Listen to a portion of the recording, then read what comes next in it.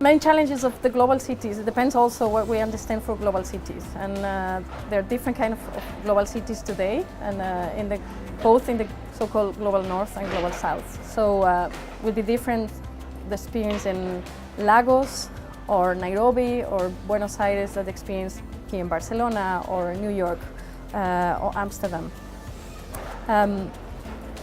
But basically some of the commonalities have to do with, of course, the adaptation and mitigation of climate change.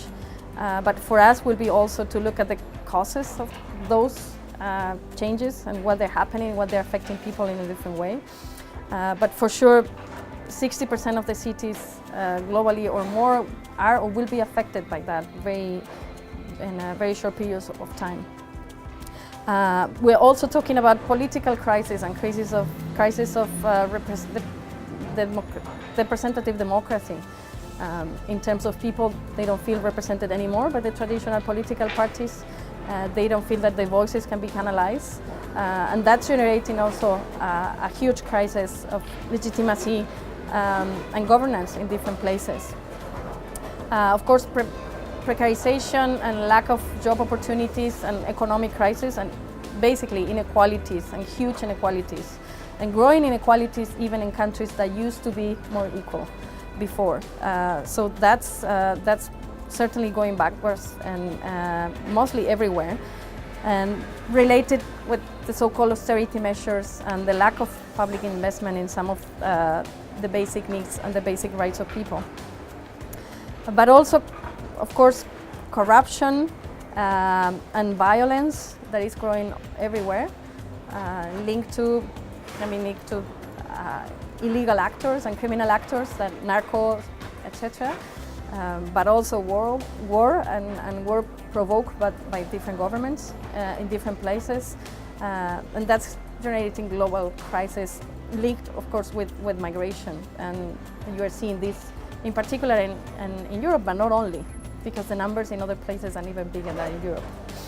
And finally, the criminalization of the social movements, the criminalization of protest, and people that are resisting against these attacks on their livelihoods. And we are seeing this everywhere in different kind of countries, under different kind of regimes of governments. So this is really concerning and part of our global challenges today.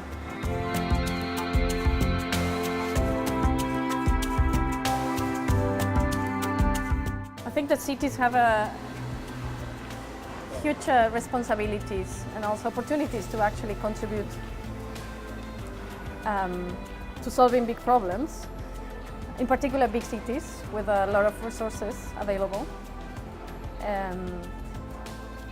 But I think that perhaps not only in material terms, but in symbolic terms, and in terms of the narrative that we need to build in face of the huge challenges that the world is having.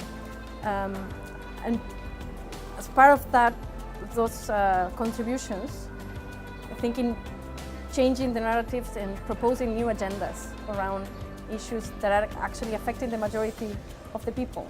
We know that today most than half the population in the world is living in cities. Different kind of cities, different sizes, but in urban areas, in urban settlements. So, for example, the idea of cities as a space of diversity, as a place of dialogue, as a place of coming together, deciding together how we want to live. Those are critical issues. That is very difficult to have at the national level or even at the global level, even more difficult at the global level. But cities are a great space for that because they're the space of the proximity, the place of people, daily life, etc. So, for example, tackle issues as hate or racism, xenophobia, misogyny, etc., etc. Cities are fundamental for that. So changing the conversation or shaping the way those conversations are taking place is crucial, is critical, and it's becoming more and more important today. Of course, also provide continuity to public policies, and public policies from a human rights approach that, again, usually national states, they don't have, they lack. And with different governments, different political parties, those agendas tend to change very quickly. And not just change the focus, but actually going backwards in terms of all the things that previous governments were doing. So for us, as social movements, civil society organizations, the continuity is critical. Cities can actually provide good examples of how to guarantee that continuity beyond the political parties, beyond the electoral calendars. And finally, two more things. One, the issue we were commenting before, putting the conversation around the urban issues in terms of cities for life, cities for people's life, for the daily life of people, of everyone, everywhere. And that means, of course, taking care of each other and taking care of nature, and how we recognize those kind of jobs, those kind of tasks that several people, and in particular women, are doing in our cities, and how we can create actually caring cities for all. And again, that's something that is not going to come from national governments or from the global agenda. So that's fundamental.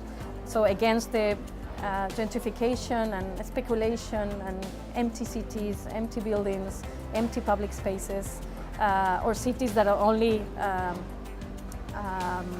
recognize people making money, and usually men making a lot of money. So that's key to change that paradigm, and cities can do that. And finally, overcoming also in more abstract terms, conceptual terms, overcoming the fragmentation of the knowledge and also the practices of different sectors and different actors. There's a lot of fragmentation in terms of specific policies or knowledge around the economy, around the culture, around the politics, around the technology, etc., etc.